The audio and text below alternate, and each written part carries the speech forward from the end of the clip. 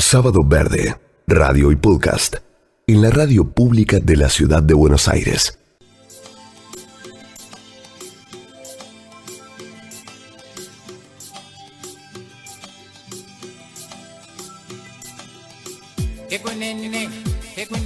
Bueno, Carlos Fernández Balboa se incorpora ahora al programa, un poco ya lo presentamos, es licenciado en Museología por la Universidad del Museo Social Argentino, tiene un máster en Educación Ambiental, también en Málaga, está diplomado en Montaje de Exhibiciones por la Universidad Nacional de Artes y es autor de un libro de reciente edición, Vivir por la Naturaleza.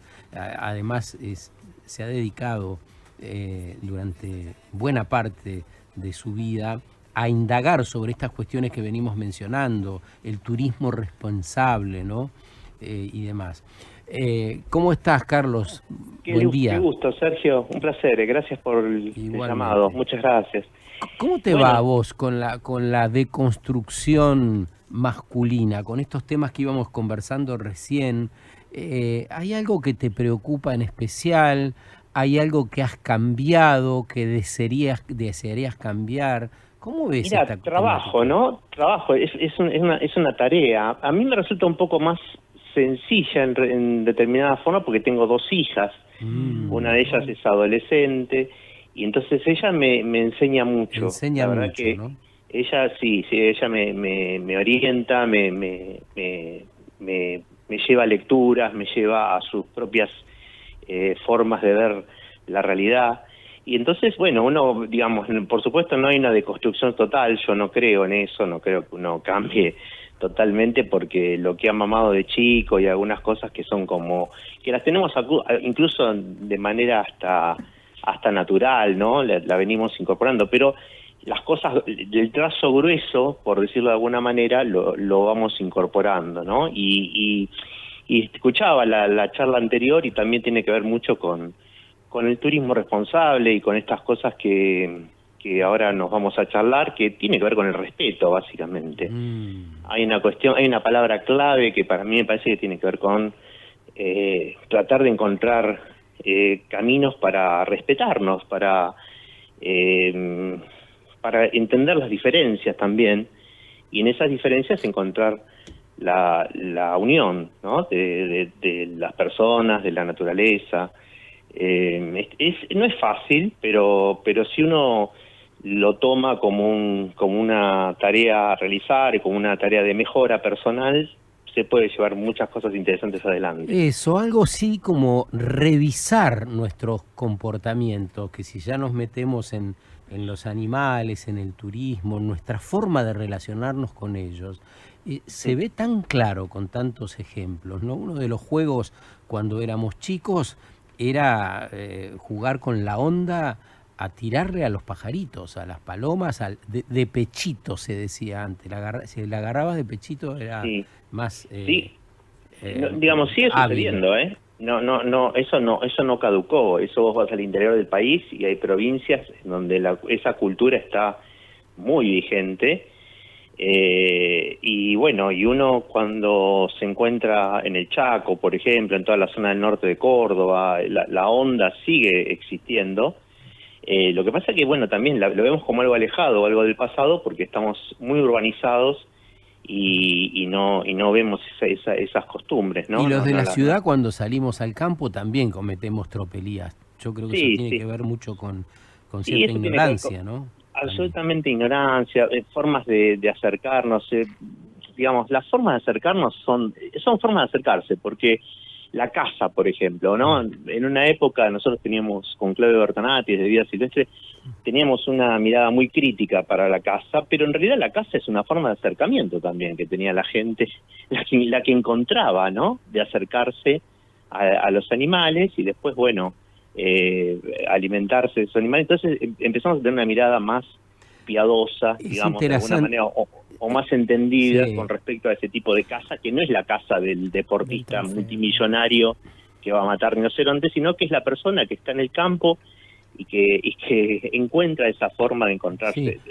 Es No ideal, pero... Déjame hacer un paréntesis, sí, Carlos, acá, porque es interesante lo que decís. Porque esas personas que iban, como vos decís, a cazar para comer, para mantener Sí. a su familia, a las grandes proles, tenían un gran conocimiento de esos Claro, animales, ¿no? De las aves, de los absolutamente. mamíferos. Por ahí vos que has aprendido en el campo, era como gran usina de saber y era charlar con un hombre de toda la vida que justamente había cazado para comer. Sabían Lo- todo sobre los comportamientos de los animales, ¿no? Absolutamente, los grandes naturalistas de antaño y actuales, digamos, son cazadores, digamos, son gente que ha conocido y que incluso tiene un respeto reverencial, ¿no? Nunca mataría a un animal joven, siempre mataría a los animales más viejos o que ya han cumplido su ciclo de vida. Bueno, hay una serie de cosas muy interesantes desde la cosmovisión que tiene esta gente con respecto a la naturaleza. Mm. Que también una vez más creo que tiene que ver con el tema de los buenos cazadores, Sí, ¿no? Por supuesto, hacés de bien todo, en marcar respeto. estas diferencias, que no todo es igual, que pasa en algunos lugares del interior, lo que pasa en las ciudades, pero conceptualmente, ¿cuándo o qué cosas crees que disparó la idea de un disvalor al inmiscuirnos, al meternos con la naturaleza de un modo invasivo, molesto, manipulador? ¿Cuándo empieza a cambiar esto y cuáles son los factores que influyen? La distancia, yo creo que es la distancia, el alejarnos de la naturaleza fue una de las cosas, y eso es un proceso, ¿no? No te podría dar una fecha exacta, pero digamos, de alguna manera ya cuando el hombre construye las grandes ciudades y en esas ciudades se aísla de la naturaleza de una manera profunda, ese aislamiento genera un caos que en sí mismo, en el hombre y en la naturaleza, que siempre la va a No, necesitar pero el mi hombre. pregunta iba en otro sentido. A Hoy ver, es un disvalor, por lo menos conversar sobre seguir tirándole a los pajaritos con la onda o salir a cazar de un modo despiadado. Digo, sí. ¿cuándo cambia en la sociedad este Ah, discurso, esta idea, estas conversaciones? Porque también por ahí se empieza por algún lado. sí, claro, ahora te entendí. Mira, yo creo que tiene que ver también con procesos, con modas. Hasta la década del 70 o 60, o sea, en medio de los 70 era un gran valor tener una piel de un animal, Sí. usar pieles de animales. Y eso hoy lo veríamos como una cosa terrible, ¿no? Incluso sería sancionado Sí. socialmente la persona que tendría una piel de un animal por la calle. Entonces creo que tiene que ver con pulsos, con modas, pero el problema que yo le encuentro a ese pulso y esas modas, y el movimiento ambientalista está dentro de ese pulso y esa moda, es un tema de tiempo. A mí me preocupa el tiempo, porque esas modas a veces son fugaces, a veces son muy profundas, como pasó con el caso de las pieles, pero mi sensación es que no tenemos tiempo para que una moda nos permita, por ejemplo, tener una buena relación con la gente cuando se va de vacaciones en las playas. Pero es moda, ahora vamos a ese tema, pero es moda, no hay nadita de empatía, no hay nada de corazón, no hay nada de amor. Yo veo otra relación especialmente los pibes, con lo que llamábamos No, mascotas, con los perros, con los gatos, con nada, hasta yo con sé. la carne, ¿cómo Sí, vas a matar a un animal? Se dicen los sí, pibes. sí, pero también el veganismo es, a ver, moda no en el sentido peyorativo del término moda, ¿no? Sino que es un proceso de época, Una tendencia, por ahí una es mejor, tendencia ¿no? claro, una tendencia de época que después pasa y por supuesto queda el sustrato, queda algo fuerte de eso, pero que no es una cuestión consustanciada en la sociedad, como podría ser, por ejemplo, el tema de la esclavitud. A mí me parece que las cuestiones sociales son mucho más fuertes porque se tratan de una manera más cercana, se tratan de una manera, incluso pedagógicamente, se tratan de una manera más profunda que las cuestiones ambientales. Las cuestiones que tienen que ver con las relaciones entre las personas, como el caso de las drogas o como el caso de la esclavitud o del trato, esto que estábamos hablando hace un rato, del trato entre hombres y mujeres, Bueno, eso creo que queda más sustanciado a lo largo del tiempo que los temas ambientales. Los temas ambientales, bueno, lo podemos ver claramente también en el mundo político, ¿no? El tema ambiental no existe, Sergio, en el mundo de la política.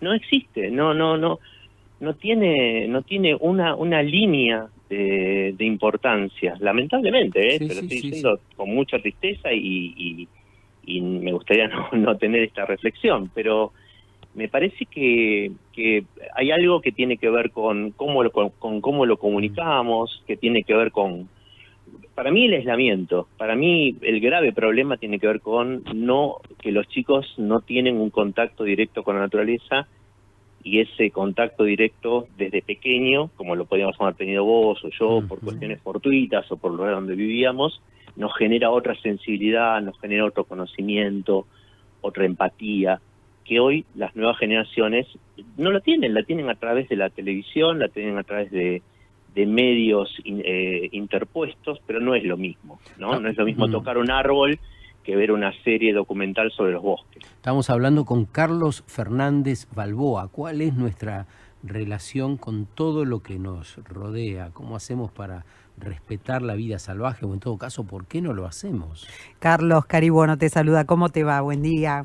Un gusto, ¿cómo estás? Igualmente, un placer escucharte. Carlos, y con respecto a esto que vos decís de las modas, a veces, ¿no te parece que también por moda los chicos se involucran en por ahí luchas muy extremas, como los animalistas, que a veces no pueden ver cómo de determinadas maneras se puede proteger la naturaleza?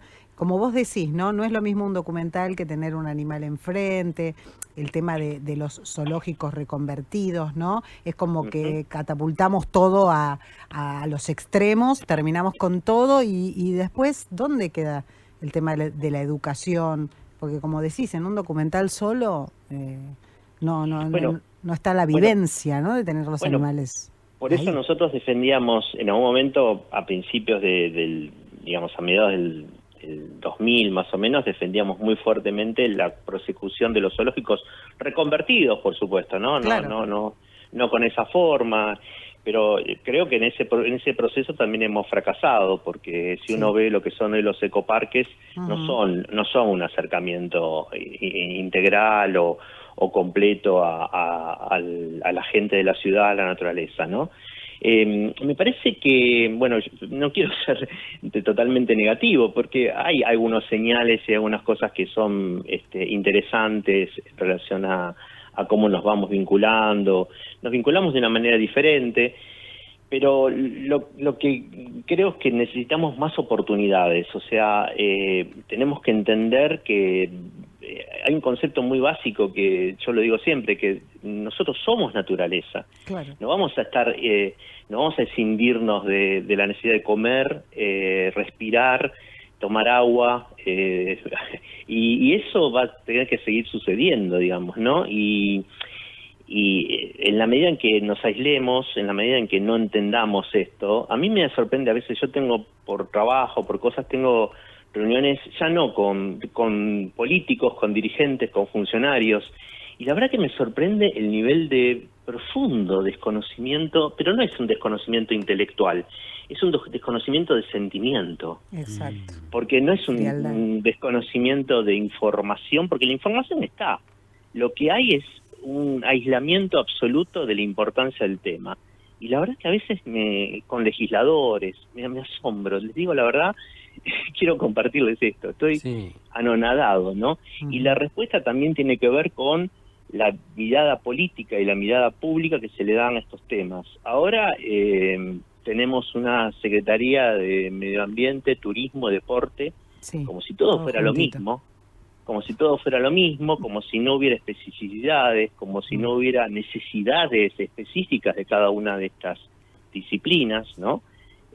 Todas. A mí me cuesta entender eso, porque ¿qué tendría que ver el deporte con los humedales, por ejemplo?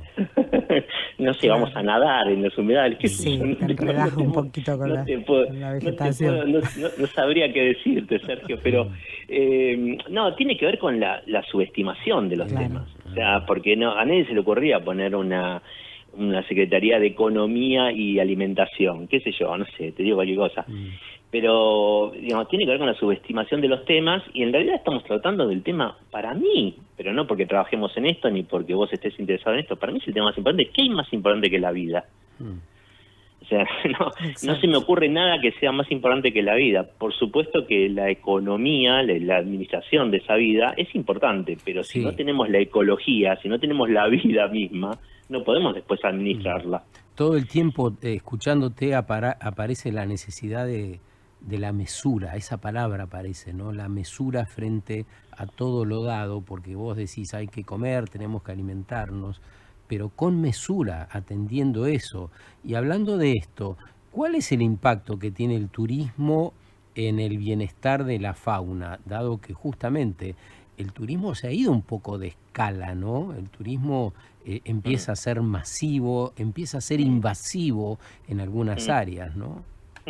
Con Claudio Bertonati nos ocupamos mucho de este tema. Nosotros tenemos de paso hago el chivo, tenemos una maestría en la Universidad Maimónides, que es de turismo y patrimonio, y estamos dando clases hace algunos años en esto, y la verdad es que hay mucha teoría, hay muchas cosas muy marcadas, pero si la legislación no acompaña, si digamos la política general no acompaña, la verdad que el turismo puede ser una muy buena herramienta.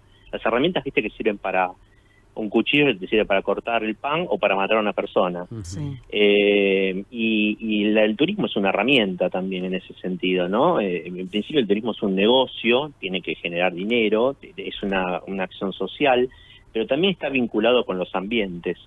Y esto que decís vos, ¿no? Se ha ido un poco de desmadre. Ahora estuve en la costa, estuve en un lugar donde yo trabajé muchos años, que es Punta Rasa, en la zona de San Clemente del Tuyú, que es una reserva que recibe aves migratorias, que tienen ese único lugar en el mundo, ¿no? Hay un grupo de chorlos de aves migratorias que viajan desde Canadá hasta la bahía de San Borombón, una vez al año. Hacen ese viaje todos los años, imagínate, ¿no? Viajando de Canadá, pierden el 60% de su peso en el viaje y se alimentan en la bahía de San Borombón durante el verano. Y la zona de Punta Rasa, que es fundamentalmente donde nosotros trabajamos durante muchos años, está hoy invadida absolutamente por el turismo. Entonces, esas aves están perdiendo su espacio, están perdiendo ese espacio que es vital para ellas, ¿no? No es que pueden irse a otro lado. Tienen otros puntos, digamos, en la Argentina, Tierra del Fuego, Bahía San Antonio, pero ese lugar es el hotel clave para que ellos puedan seguir sobreviviendo y puedan seguir llegando hasta allí. Lamentablemente el Partido de la Costa no ha hecho mucho en todos estos 30 años, no fueron 2 días, 30 años y distintas administraciones, por preservar ese lugar, por entenderlo como un lugar único en el mundo.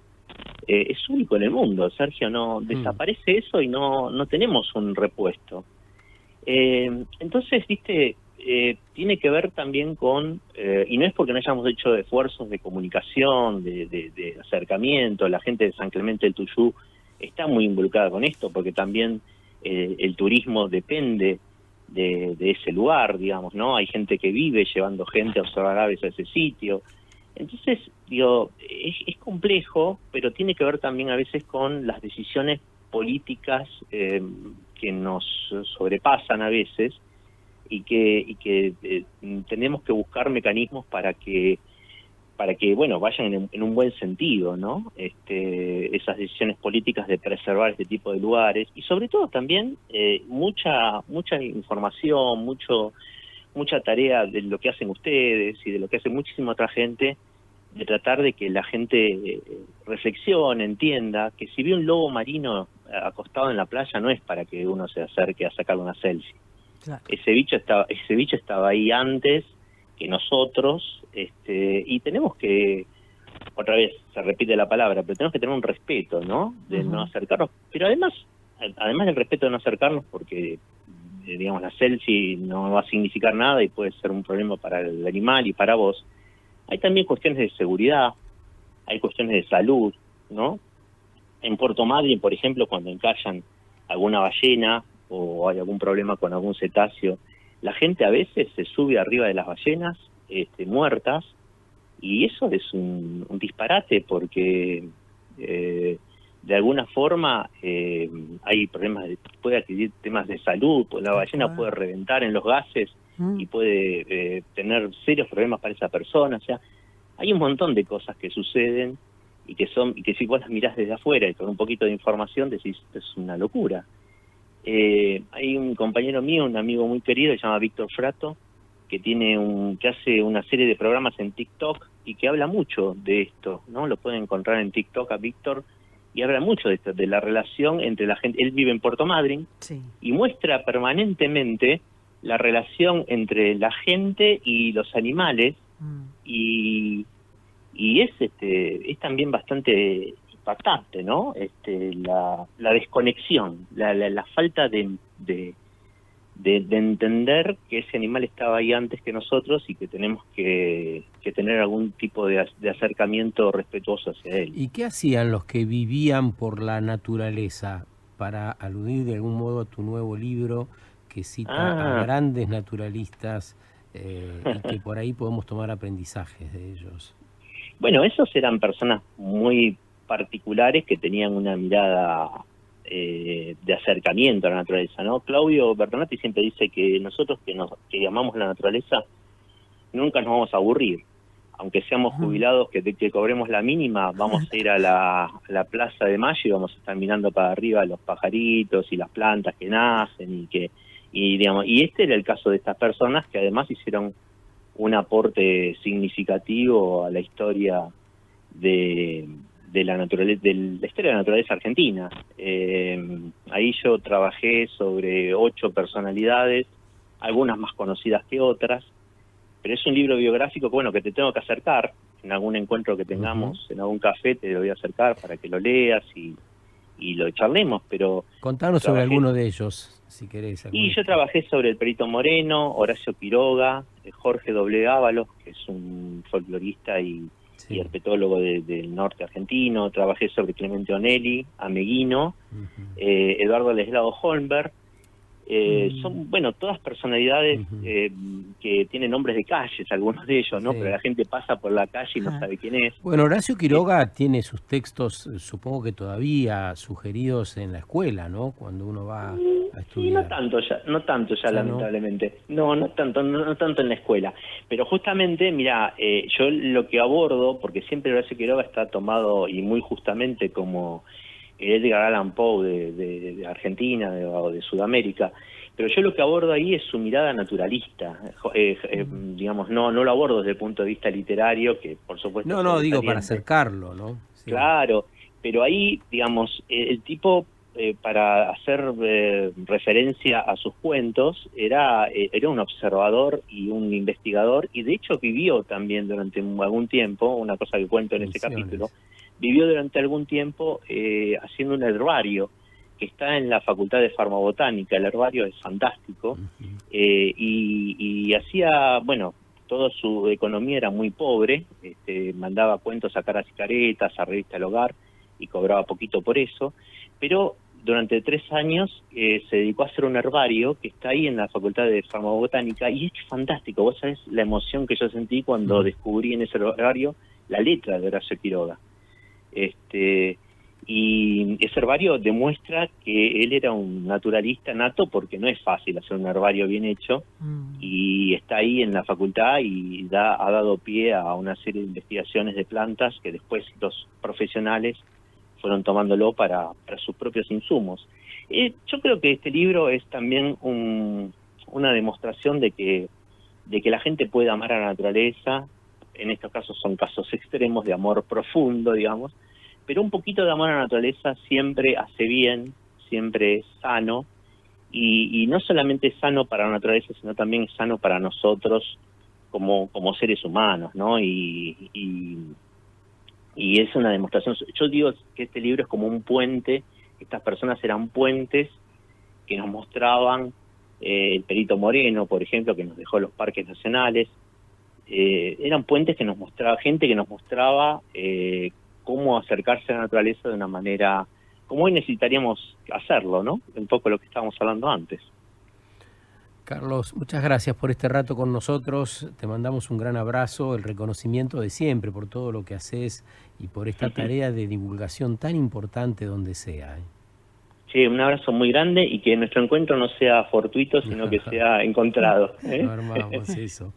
Carlos Bueno. Fernández Balboa, un abrazo. Es autor de varias publicaciones. El último libro se llama Vivir por la naturaleza. Sábado Verde, radio y podcast. En la radio pública de la ciudad de Buenos Aires.